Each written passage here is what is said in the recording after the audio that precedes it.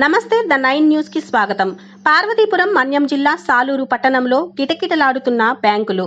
కూటమి ప్రభుత్వం విడుదల చేసిన తల్లికి వందనం డబ్బుల కోసం బ్యాంకులు తెరిచే సమయం నుంచి తల్లులు బారులు తీరారు. బ్యాంకులో డబ్బులు విత్డ్రా చేయడానికి కొంతమంది అకౌంట్లో డబ్బులు పడ్డాయో లేదో చెక్ చేసుకోవడానికి కొంతమంది బ్యాంకుల వద్ద వేచి చూస్తున్నారు.